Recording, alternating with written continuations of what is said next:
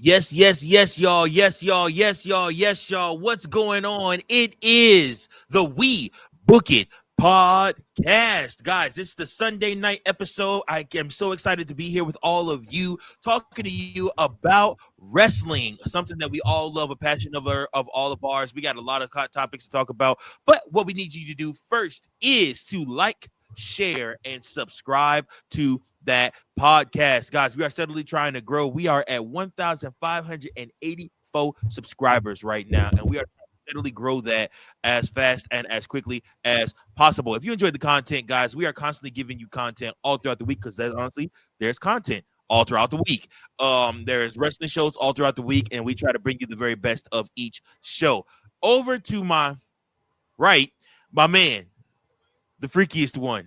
Oh, by the way, dude, a side note. I was talking to my wife about you, and I was talking to her actually about Gabrielle, and I was like, babe, you got to meet Gabrielle because that's Frito's girl. And I'm like, they're going to be married, and we got to double date and do all the fun stuff. And she's like, oh, yeah, I'd love to meet her, but who's the freakiest one? I didn't call you Fritos. I called you the freakiest one. And she literally was like, who the hell is the freakiest one, and why are you hanging out with him? And I was like, listen, you'll understand when you meet him, hang out with him. He's the freakiest one. He's Fritos. Everybody, my man, one of my best friends, the freakiest one, Fritos. Hello, ladies and gentlemen, my singles and tag team competitors. Hi, Rhea. I hope you noticed me here. I'm rocking a luscious mullet I grew within 2 days. I got the dirtiest stash possible. I'm your world heavyweight champion and Booker of the Year. That's better than that dirty trash you were talking to for a while, Dom. So he did a whole segment where he talked to a cardboard behind him, and yes, people wonder why I'm the freakiest one. Yep, this is why. All right, and of course, I got my main man, my brother from another mother down below. His name for all the ladies out there is Big Daddy. Don't tell me to stop. See, what's going on? See, yo, what's up? What's up? What you doing over there, man? What's all that moving? No, I was repositioning my Truly drinks because that's what I'm drinking right now. drinking my pain away for the Kansas City Chiefs winning again. Oh man, yeah. It is a pain, isn't it? Isn't it? It's a pain that we know that's all too familiar. Unfortunately, everybody, the Kansas City Chiefs once again are headed to the Super Bowl. It is a rematch of the Super Bowl from 2 years ago, where the Kansas City Chiefs beat the Philadelphia Eagles. Hopefully the Eagles have a better game plan this time, because if they don't, they're going to lose again, and we'll have to listen to They got a running back. They got a running back who is damn near unstoppable right now. So that's true. Their former running back is our running back, for the Chicago Bears, but that's neither here nor there. Yeah. I don't know. I hate the Kansas City Chiefs, y'all. I'm just gonna point that out. I mean, I don't really know what else to tell y'all about that, but I hate the Kansas City Chiefs, and I really wish they would stop winning football games. But I do have a very strong inclination that people will begin to feel the same way about the Bears in 2 years. They will be tired of the Bears winning Super Bowls. Don't say that, Mike. Don't do that. You gonna jinx us, man. Come on, man. Don't be like me, like I was in 2018 when we got Khalil Mack and made all those good moves. Then I said the Bears about to win the Super Bowl, and look what ended up happening. A damn kicker cost us a damn shot to move on. So true story. Don't be like me, man. And you told me, as somebody that told me not to even watch Hard Knocks, you should not be talking about Super Bowls right now. I did tell you not to watch Hard Knocks. I was like, see, don't do it, because it's gonna give you false hope for something that ain't coming. Because for real, because they literally sensationalized the Bears, and I was like, man, they were doomed when they did the whole Jordan the Bulls 90s intro music, and Caleb came out there. I was like, see, nope, yeah, y'all doing too much. Y'all playing in my face right now. You playing in my face. Let's not do this now. Y'all still punishing us for ruling the 90s. Like, no. That damn series by the Alden Parsons Project it's almost like a snake bitten theme. Like, you almost shouldn't have it, because like when you do, it just seals doom now. Yeah. All right, y'all. Well, we got a show to do that's not talking about football at all. It's actually talking about wrestling. So let's get into that show. Last night was Saturday night's main event on NBC. Guys, last night I saw so many people, including one of our very good friends, complain about the predictable booking of Saturday night's main event, SmackDown, and Monday Night Raw. Just very unhappy with the fact that Triple H's booking is pretty predictable, and you know if a guy is going to win or a title is going to change hands on the show or not. Do you guys feel the same about Triple H's booking so far? We are in the 2025. It has almost been a year since the declaration of the Paul Levesque era. What do you guys think? For Saturday, yeah, it was predictable, which I could barely remember most of it due to drinking for my best friend's 30th birthday. But yeah, from what I did catch and just rewatching in the morning, I got it on right now. It almost wasn't needed for Saturday night main event. They needed one title change, whether it was switching the World Heavyweight to Jay or the IC title to Sheamus. One of those had to change.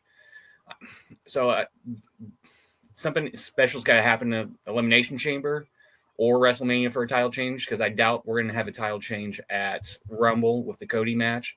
They haven't announced another one, right? Was it tag teams too? Oh, yeah. Motor City Machine Guns versus DIY and the 2 out of 3 falls for the... Boy, that was on your show. I forgot. So much drinking. Oh, I was deer in headlights. I had no one to talk to, all right? First time doing that. Remember, come Friday nights, watch my show, ladies and gentlemen. It will be better. It's just my first time solo. But I mean, I'm kind of used to being solo in a different way. But hey, we'll talk that differently. But yeah, I mean, with the title changes in general, the one that we did not see coming was the Cody one last year's Mania. I didn't expect that to happen. I had a gut feeling like Roman was going to keep in there trying to beat Hogan's record. So it's different a little bit with Triple H. But yeah, Saturday night was just meh. Yeah. What do you think, Steve? Yeah, I do think there are some shows where like Triple H can be really predictable. I feel like part of me feels like he goes all out for like the really big shows, like the big four, and like leave all the surprises and everything, or even the like the shows that they do overseas. Like I feel like he pretty much he puts his all into those shows as opposed to like something like a Saturday night's main event, or even some of the Raws or SmackDowns. Like he's a little bit more predictable on those shows. So I feel like he struggles with like a consistency or balance with like having each pay-per-view be something like that wows everybody, something that's a shocker. Yeah. And so I think that's where the problem lies. But I feel like I still trust Triple H in the long run to like get things rolling. I feel like he has a lot of good people on his team in terms of creative to where like they can really do some things. Like, so I'm not really worried. But it's funny that like I was listening to some other like YouTubers and everything, and they was talking about how it seems like with the Saturday night's main event, it's like the second straight one, like since they've been back, whereas like it seems like they don't really need it, like almost like it's like it's pretty much like filler episodes. It's a glorified house show. Exactly. So it's like isn't really needed, especially when you got other shows like the what was the ones they was coming out with? They had the Day One and the Crown Jewel and all those shows like that. So it's all it is it's the same thing, just under a different name, to be honest. And it's just less time. so to me, Saturday night's main event was brought back as a nostalgia act. It's been a few years, and I feel like NBC more so wanted it back. Wanted Saturday night's main event back rather than WWE doing Saturday night's main event. Wanting to do Saturday night's main event. Honestly, I feel like if it was up to Triple H, he probably would not be doing Saturday night's main event. He probably would not be doing the Saudi shows. I think that if it was up to him, we probably wouldn't even have as many pay-per-views monthly as we do. I think that, I honestly think if he had full control, you would probably not get probably the only pay-per-views that would be crossover pay-per-views would be the big four. I think he would take it back to how it was when they really did the legit brand split, and SmackDown had set pay-per-views and Raw had set pay-per-views. And I honestly think I hated it back. They need to go back to that because it allowed them to have everyone like on the roster, like on each roster, to really have to be showcased. And I think it's now more important than ever. Yeah, and it's now more important than ever since they actually have mid-card championships for the women that they need to go back to having brand-specific pay-per-views. Absolutely. You got NXT. NXT has their own, exclusive, pay-per-views or whatever. And so I feel like Raw and SmackDown needs to go back to that. But now Vengeance is coming back in this year as well. They're bringing back Vengeance, and Drew McIntyre was on the really, because it was they used to have it. I know NXT had it, so now they're bringing it back for the main show. Okay, yeah, Triple H taking all that stuff back, all the stuff he was doing, all the stuff he was doing in NXT. He's taking all that stuff back, so I think that I do think that Saturday night's main event is not necessary. I do think it's just another money grab. They signed that deal with NBC. NBC wanted it so that they could feel special as well. Joining in on the show, ladies and gentlemen. Took them off. Oh, my bad. Wow. Hey, do you want me to add him? I'm producing, and CC tried to step in and produce my show. That's why I have to take away his producer credit. Sorry about that, Coachman. It's all good. How you doing, I sir? love you, Coach. All right, that's all the way. We're good. Hey, once they turn on Solo, you can't say that anymore, right? I still love Coach, even though Solo's dead to Jacob Fatu and Tonga and Tama. There. Blood In, Blood Out is going to be their name now, apparently. They're moving away. Did you see Jacob's new Blood In, Blood Out? Jacob's new shirt? Yeah. And the new nickname, the Tribal Wolf. That's pretty badass. Yeah. It is.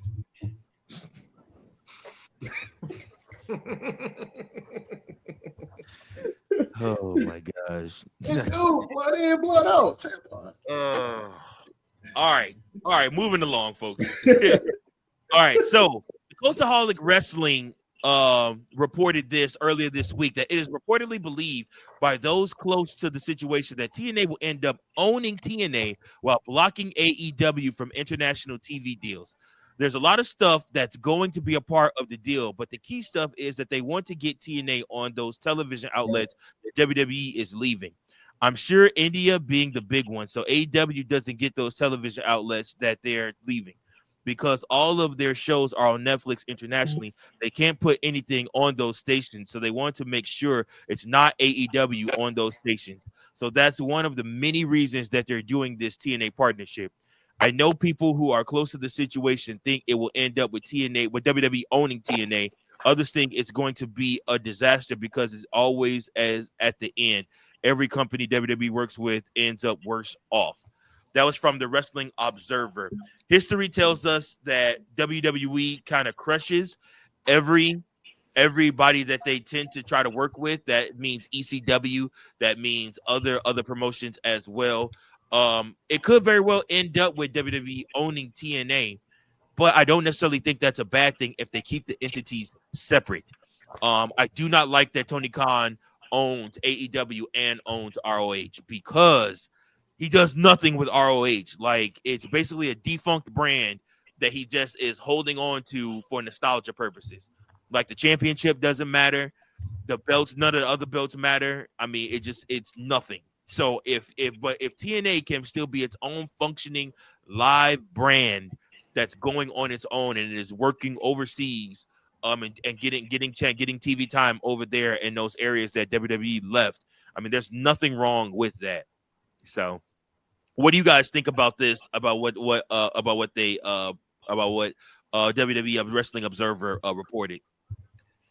Well, then bring up the history about like older promotions that WWE's worked with, and they're been worse off afterwards.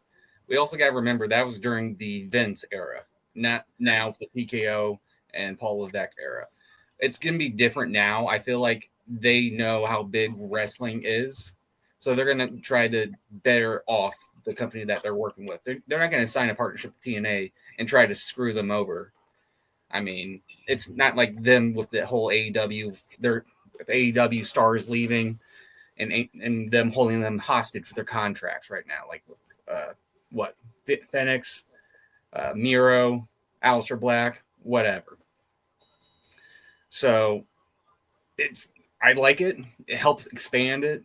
I know they try to do the India market too. That's why Jinder was your WWE champion for a bit. That was the main reason. But yeah, I think expand them out. Try to block out AEW. I mean, it's a little petty on their side, but screw it. It's part of the business. Yeah, I think that, like they said, the history, they have every right to be skeptical about it, but I agree with Fritos that this is a new ownership group, and I think they understand how big this partnership is with TNA, because you do have former WWE wrestlers in TNA, maybe not under their WWE names, but they're still there, and it leaves that chance that they can come back to WWE. And also, you've seen a rise in numbers for TNA just in general with their viewership, and their pay-per-view numbers are going up, and that is solely because WWE is helping invest in TNA. So I think I agree that they should be separate, but maybe have a crossover every now and then, but don't make TNA look like it's is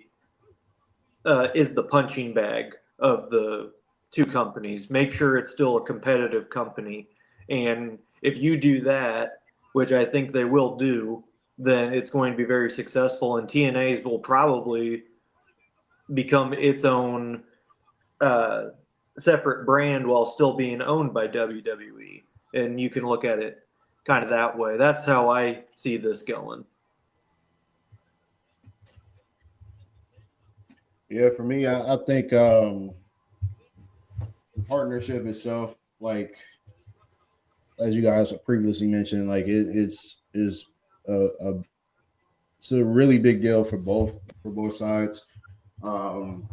Like for me, only thing I don't want to like just repeat what y'all said, but for me personally, I hope that this leads to like an invasion storyline, kind of like how they did, back in the day, the early 2000s. Have people from TNA invade Raw and SmackDown, and kind of like have that go out through the entire year. So that would be pretty nice to see. That's pretty much all I got to add to it in that regard. But yeah, I do love the partnership. I wish we could have got this back when TNA was in its well into its prime. But better late than never, I guess. So agreed, 1,000%, man, 1,000%. Yeah, I just wanted to get you guys' perspective on that. I just want to know what you guys thought about that. I thought that it was very very telling about the times that we're in now that WWE is so open about its partnerships. I mean, WWE was privately funding ECW for like the last 3 years of its existence, but Vince McMahon would never openly talk about that. But it just shows the different time that we're in now, where all of this stuff is being openly talked about. The show, John Layfield showing up in TNA, obviously the Hardys being willing to probably be inducted into the WWE Hall of Fame this year, as well as probably are going to show up in the Rumble next week. Might even get a Nick Nemeth, which he has to come out as Nick Nemeth if he comes out. But you might get him, and you also might get Joe Hendry in the Royal Rumble next week. You might get both of those guys. You said his name. Oh wait, did I? Yeah, you but I see. I used to do it to annoy C, but it don't annoy him anymore. so it don't matter. But you know what does annoy C? Yes, the speed title. No, look at it. Look at it. Who is your women's speed champion right now? The Black Pixie, Candice LeRae. She is your women's speed champion right now, and she's got the damn show and titles. Yes. Yes. On, yes, man. they do. The title is beautiful. The only title that's more beautiful than that title is this title in the back. No. This one. This title. This one. WWE Universal Heavyweight Championship. Mm-hmm. This one. Hey, tell your kid when I come over to watch the Rumble with you, it's game on. For those who don't know, Virgil's son has a bone to pick with me to determine who the true World Heavyweight Champion is, and I'm gonna the world champion. Yeah, I'm gonna teach him who the real World Heavyweight Champion is, and it's yours, the freakiest one of all, Fritos.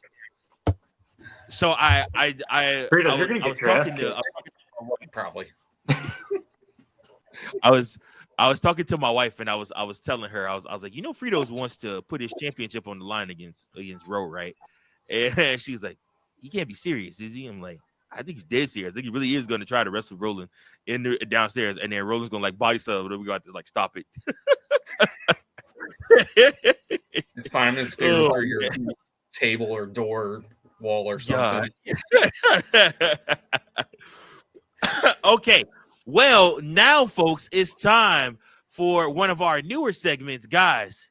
It's time for us to find. Oh, wait a minute. Hold on. Let me do this right. Let me do this right. Ladies and gentlemen. Is that the one? Ladies and gentlemen, it's now time to sit back and relax. Grab some cognac and a cigar. Because Big Daddy C's Sugar Baby of the Week is next.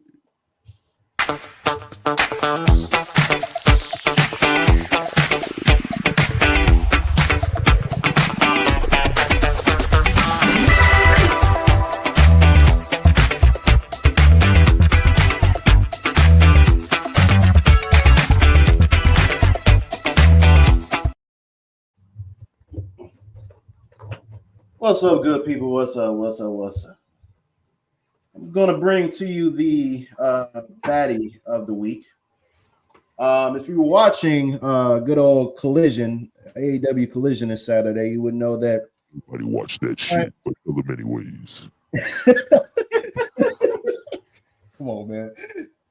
You saw the return of the timeless Tony Storm. The timeless gimmick is back, and while that was great, there was something special about the moment itself. She was, taking off her previous ring gear, all the way down to her tights.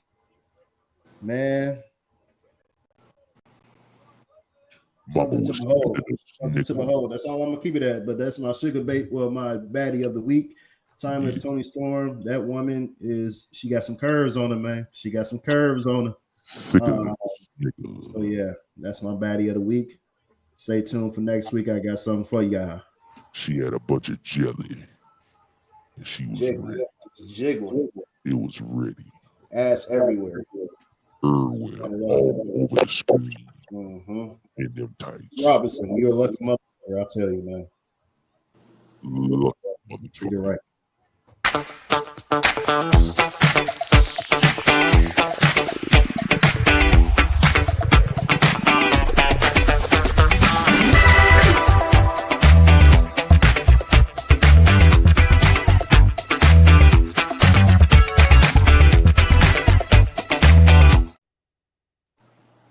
Bro, that picture of Jada Parker at the top, bro. God damn, man. Oh man. All right, moving right along, folks. So moving on from that to another AEW story. Guys, Britt Baker is said to be wildly unpopular in the women's locker room in AEW to the point where one person has said that no one wants to see her come back. I want to pass us on right back over to our resident AEW person. Guys, Britt Baker has heat in that AEW locker room. What do you think, Big Steve?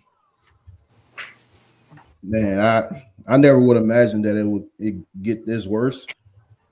I know she in the past. I mean, well, I know the main thing was that she had, they let her go back and forth between her, her main job, being a dentist, and then doing the shows and stuff. But I feel like eventually that was not going to be sustainable in the long run, especially if she's trying to still do that full time as well as still be a wrestler and want to have pretty much have all these title runs and be one of the top women in the company. And so I feel like eventually that was going to, run its course. And then you combine that with the split with her and Adam Cole, that didn't really help matters. Yeah, so I'm sure it's just a lot happening that's causing her to not be a very favorable person in the locker room. So I think now it's one of those moments where you just need to cut bait. Just let her go. Tony Khan can't afford to do that though. See, do you guys want to see? Do you guys want to see Britt Baker go to WWE because they're gonna go make her feel like the biggest star on the company? She's immediately gonna go face to face with Rhea Ripley, Becky Lynch, and all of them. As soon as she shows up, it's gonna be huge. If Tony Khan releases her within the next week, Triple H will have her show up in the Rumble next week. Y'all want y'all to know that it will be that soon. Mm-hmm. That's why Tony's not gonna release her. He knows that, so he's just gonna wait till after, an hour after, to be petty. What do you think, Coach? I do think that she'll probably end up in WWE. I agree with you there, Virgil. I think that they'll make her that big top free agent star. I think it would be interesting if they do sign her or jump her into the Jade Cargill storyline. Have her be the one who attacked Jade out of jealousy for Jade getting the star treatment after leaving AEW, and then start kind of a mini feud there kind of be a placeholder until we're ready for Jade and Bianca. I like it. I like it a lot. Yeah, no, I definitely think that Britt Baker could flourish in WWE, and again, they're gonna make her feel like such a big star. I mean, look at the treatment Penta got. Look at the treatment Cody Rhodes got. I mean, it's just WWE is just showing you their head and shoulders above AEW when it comes to understanding how to make talent seem like such a big deal. It just is. But now we need to do some talent scouting. So we're going to take it to our resident. Skipped me. You talked already. What are you talking about? You jumped in front of Coach and talked. Barely, but I just want to say one thing quickly, though, before we do it with the Britt Baker. Take a break, buddy. Oh, hang on 1 second. Sorry, okay. There's also some layers to it, too. I want to say maybe this is a CM Punk type work, where she's trying to get out of AEW. But there's also a interview, I think it was a few weeks ago, with Action Bronson, who was working with Hook for a bit, and said that the locker room back there is extremely cliquey. It's weird. Everyone in the back is weird. So I don't know if this is everyone just being cliquey. Maybe they're tired of Britt taking all the shine from someone else. I can see That's what I'm thinking. It could be. It's either a work from Britt to get out and go back to WWE, and also everyone just being cliquey at the same time. I can see that. Yep. Sorry, Fritos. But see, I got some good points. But I do want you to remember something. This is the Sunday show, and one person runs the Sunday show, all right? I just felt hurt because you skipped me. That's all. Fritos, like how you guys skipped my show Friday. Hey, no. That's C's fault. Blame C for that. I'm out to blame. I don't know. I just throw you under the bus.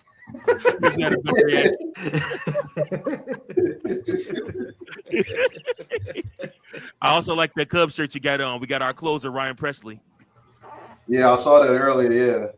Yeah, man. I should have made you jump in on the live with me. You or Coach should have made y'all jump in on the live with me. I did a live, had like 150, 200 people in there with me. Was just talking about the Chicago Cubs. It was pretty cool. But speaking of which, it's time to hear from Coach. Now we need to scout some wrestlers. Hey, Coach, guess what? It's time for who to watch for in wrestling.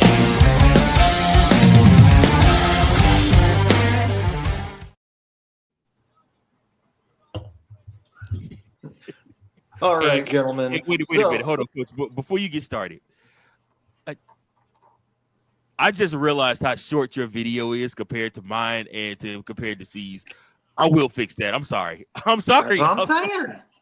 I'm sorry. Okay, That's what I'm go saying. ahead. Fritos, you still won't get a video, but Coach, I'll fix you. I'm sorry. Whatever. That's what I said that last week, but I digress. All right. So we have the men's and women's Royal Rumble coming up. It's very obvious that this is going to be the thing to watch for. But I'm looking at the Friday night SmackDown before the Royal Rumble. I'm looking at one Carmelo Hayes pulling off a victory against Jimmy Uso because of the heat that is building up in this rivalry. And I don't think Carmelo can take another loss. I think he really needs to win this one. Jimmy can afford a loss because he still has the crowd behind him.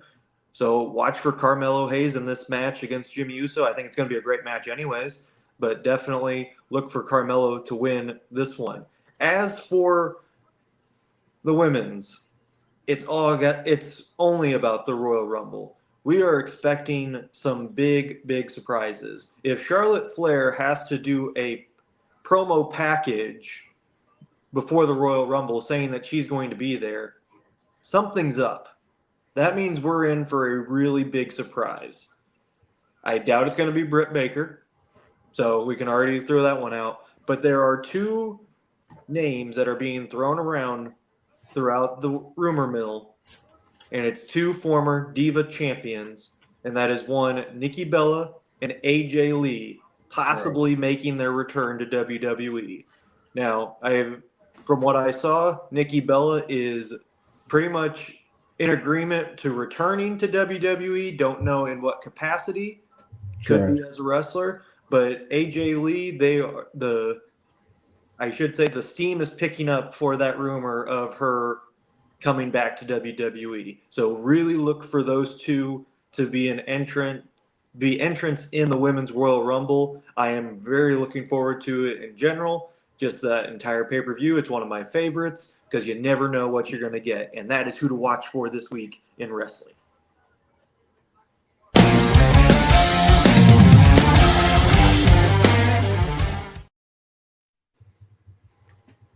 Thank you, Coach, for that. Who to watch for in wrestling? See, you had some stuff to say while he was doing that. Do you believe Nikki Bella's trash? Bro, You can look, but you can't touch. Bro, they're already in the Hall of Fame, so we don't need their ass back, man. Stay all that at home, bro. Like, well, hold on. You won't see what's the other one's name? You won't see Bree. You'll see Nikki. But you won't see Bree. I mean, and it's apparent, and the rumor said that she's already begun training, prepping for her return. So it won't be bad. It won't be bad. I mean, like I said, you're still going to get a Lunger Blaze probably again. You might get Michelle McCool. You're not enough for me coming out again. Stacey Keebler and Kelly Kelly. Stacey Keebler and Kelly Kelly. Oh boy, y'all, that C is my brother from another mother. Because anytime I sing a song, he'll finish it. Always, bro. Always. Hey, Kelly show up, boy. I'm gonna need a towel. I wouldn't mind seeing Candice Michelle either, bro. Like, bring her ass back too. Yeah. That wouldn't be bad either. So man, you have a lot of women to choose from for your baddie of the week next week. So we'll have to see who you choose. So question: Are they now? Was that 40-man Royal Rumble? Was that just a rumor, or is that for next year?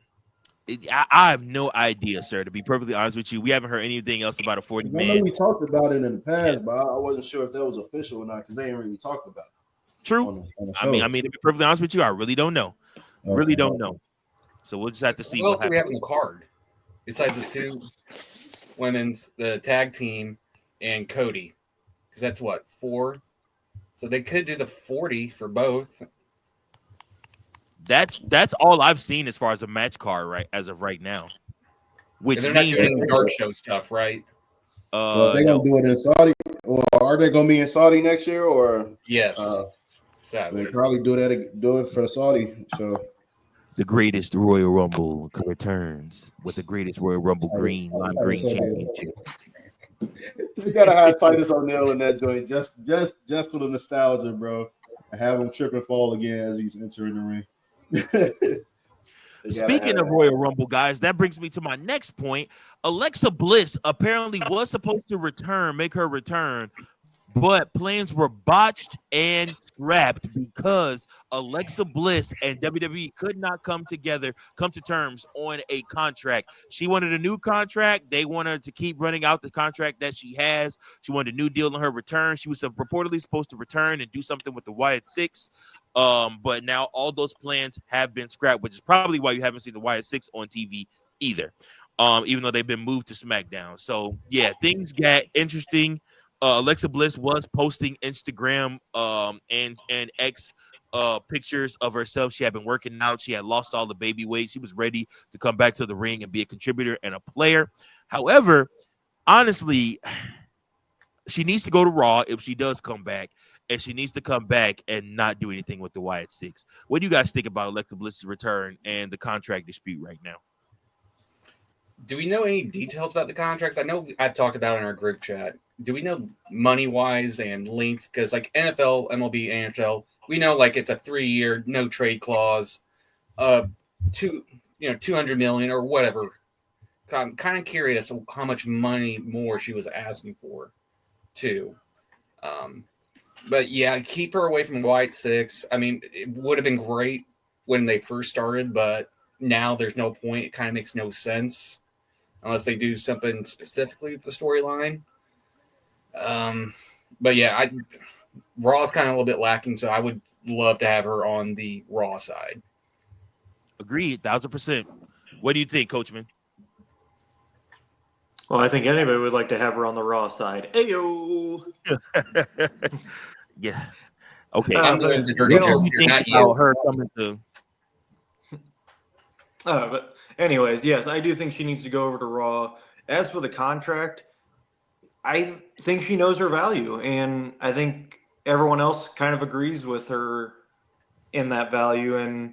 But I also understand the company standpoint of, hey, like, this is still your original deal that we've put on hold for you, so you can go start a family and recover from your injury. So I get that. I mean, I understand both sides of the coin here. I think they probably will come to a compromise soon. She has posted on X recently of like heart hands. So I don't know if that means like everything's okay or she's thanking the fans for being behind her on this. Who knows? But when she does eventually come back, yeah, keep her away from the Wyatt Six. Let the Wyatt Six do their own thing. We can do that later on down the road. But a returning Alexa Bliss needs to be on her own and reestablish her character that she had when she was world champion. Reestablish that. Yes. Little Miss Bliss. And then as soon as she gets that credibility back, then we can maybe revisit that Wyatt Six storyline. But I think she's got to reestablish herself, especially to the lay wrestling fan who's coming back into wrestling, or the brand new wrestling fan from the new Netflix deal. Agreed. Absolutely. What do you think, C? Well, you know I want Alexa back, man. So I'm like, Triple H needs to stop playing, man. Get this girl what she wants, bro. I'm like, look, she just coming off maternity. Come on, man. I'm like, ain't like she ain't earned the shit, you know. So I'm like, dang, man. Give the money. Ain't like y'all ain't got the money. But at the same time, honor the contract that you have already. honor what you have. I'm pretty sure that they probably are paying Alexa Bliss a good amount of money with the contract she already has. Before she left, she was one of their biggest stars. She's one of the biggest storylines that WWE had that year before she left. You said so. Why can't she come off of that deal? Wait, so is she not like? So is her contract? I'm like, she's still under contract, like as in like she got years left. Yes, because they froze her contract. They put it on hold because she got pregnant. Okay, all right. Yeah. So essentially, she's trying to get that reworked and get more money. Yeah. Okay. Yeah. I don't know. Like I said, I hope I'm sure they will come to like an agreement at some point. But yeah, I agree. I don't want to see her do anything else with Dwight at 6. I think it'd be nice, because of her connection with Bray in the past. But I think at this point, I'd much rather her be the goddess Alexa Bliss. I'd much rather her come back in that in that aspect instead of doing Wyatt 6 related stuff. So, but I still want her back. We could very well see her at the Rumble. I guess this whole contract thing, I feel like they make it seem like it's like nothing can be done, but I feel like they will get something done as we get closer to the Rumble. So, agreed. I hope so. I hope you're right. An Alexa Bliss show up appearance at the Rumble would be huge. Again, like I said, I love that they bring back some of the older divas like Jacqueline and like Alundra Blaze and all of them and Michelle McCool's and stuff like that, and Maria Menounos is coming back. Jacqueline old ass way. Ain't nobody trying to see her old ass with big ass titties, man. Ain't nobody trying to see that. Chocolate titties. Put them things away. But yeah. So I mean, like I said, it's not a bad thing, y'all. What did DDP used to say? It's not a bad thing. It's a good thing. So I don't know. We'll have to see. But guys, guess what? It's time for my portion of the show. It's time for Virgil's Magic Moments in Wrestling.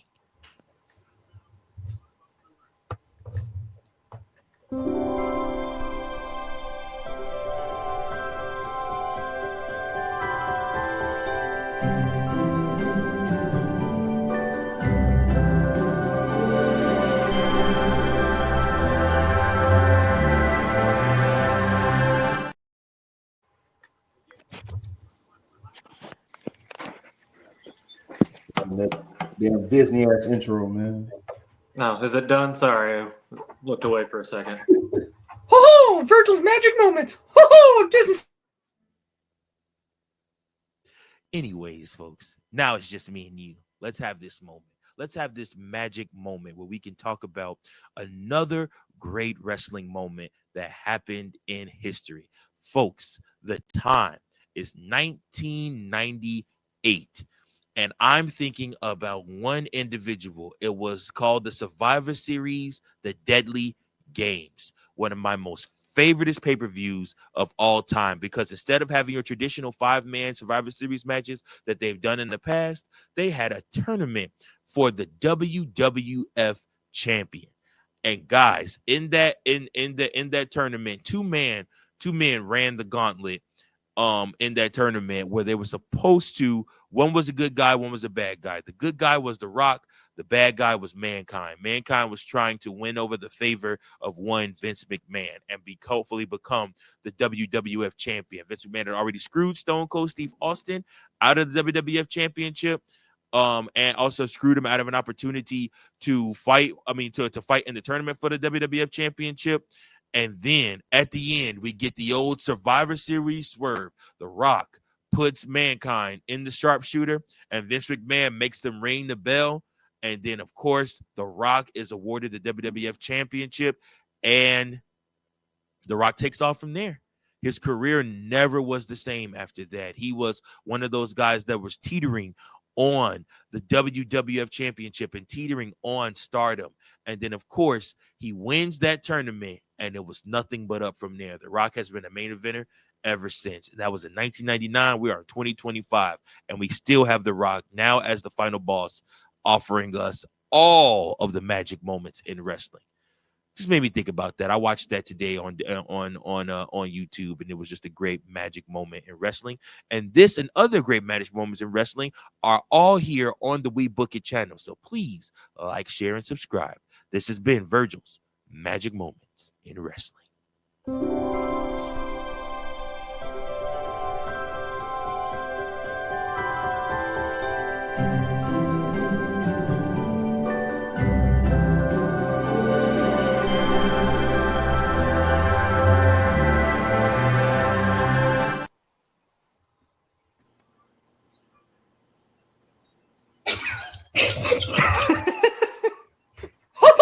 Great moment. Oh man, You're a hater, Frito. That's exactly why I won't redo your video. You get no music. How about that? How about that? You get no music. Wow. Coach just did it. I didn't hear it. This BS. Oh, Goofy, look at this guy. All right, Coach. That's it. You're going in timeout.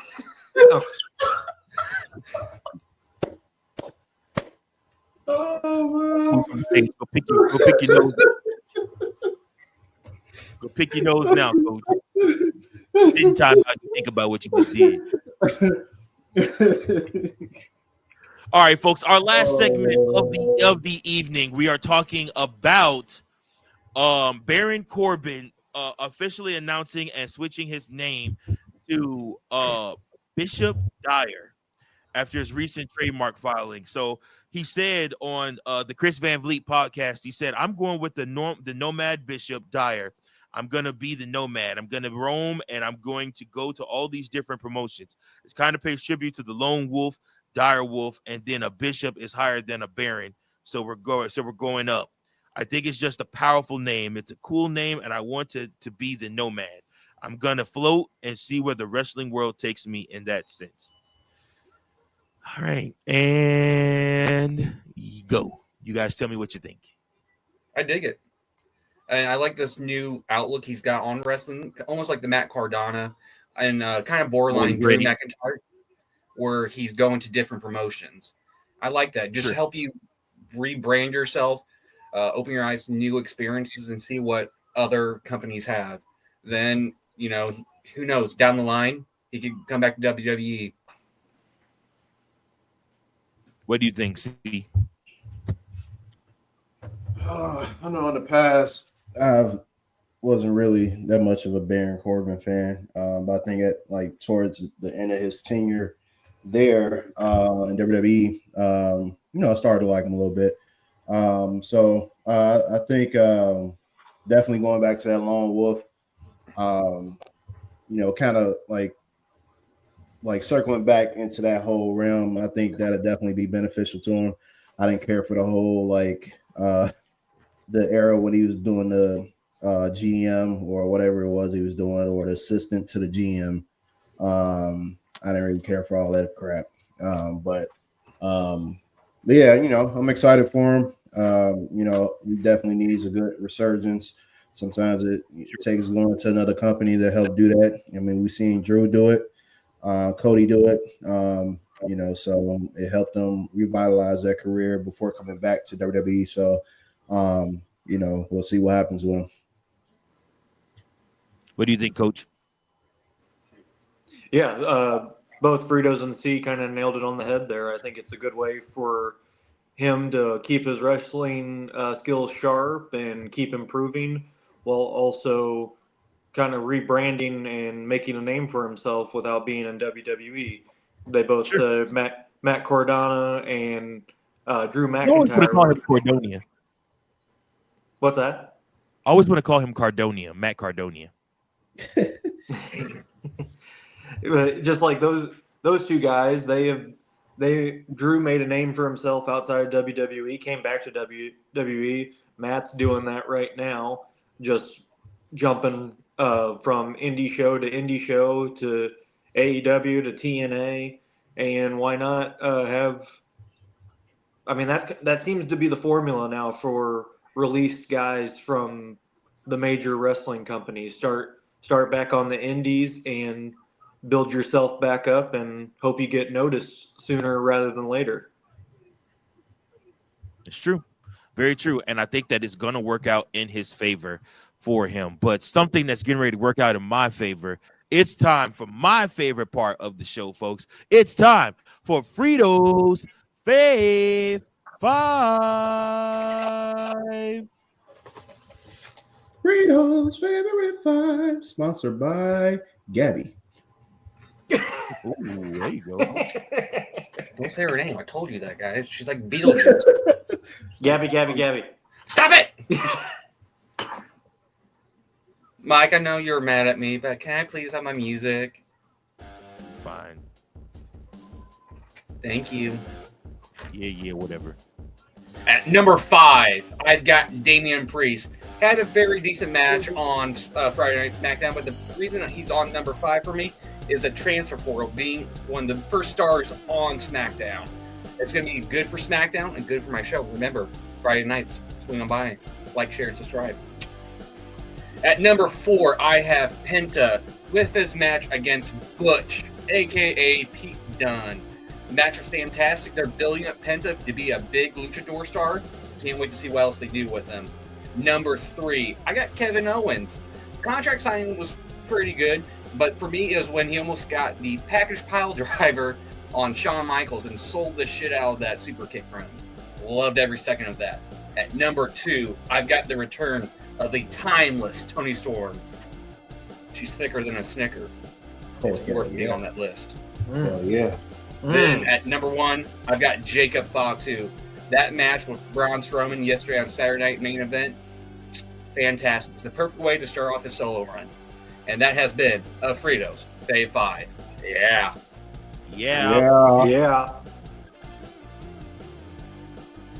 All right. Thank you, Fritos, for that Fave 5 experience. I think we're going to start calling it the Fave 5 experience.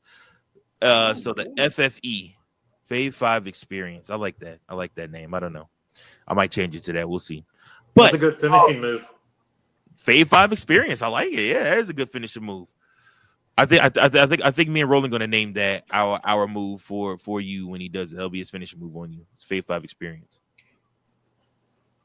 Wow. All right. So, Coachman, what would you give Frito's Fave 5? I give it a solid A- because you are missing one thing on that list. I would have taken Damian Priest off of it, not because he did anything wrong, but because you got to put Sheamus or Braun Breaker in there for their match last night at Saturday Night's Main Event. That is my one critique I have for you, Fritos. But other than that, A-. Dig it. Oh, right. Hold on. Wait.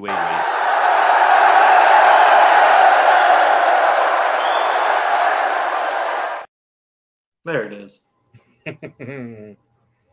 I give it A- solely because I wanted Toni Storm number 1.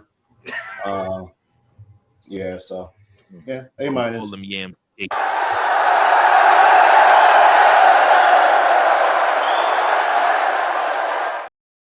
Can I get to the yams? Yes. Show me the way. I got me used to pay. You're hilarious. Yeah, Fritos, I'll go ahead and give you an A as also. A is an ass for Toni Storm because she has a lot of it. So you get an A. Good job.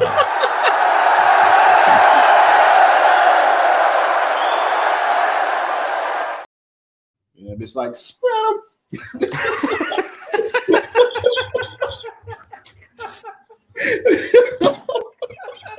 All right, good people. So this has been another episode of We Book It Podcast. Virgil, Coach, and Big Daddy C. Thank you all for tuning in for your yam. And thank you, everybody. Like, share, and subscribe to the pod. Until next Sunday night, keep those booking pencils sharp and keep on booking. What up, Tom?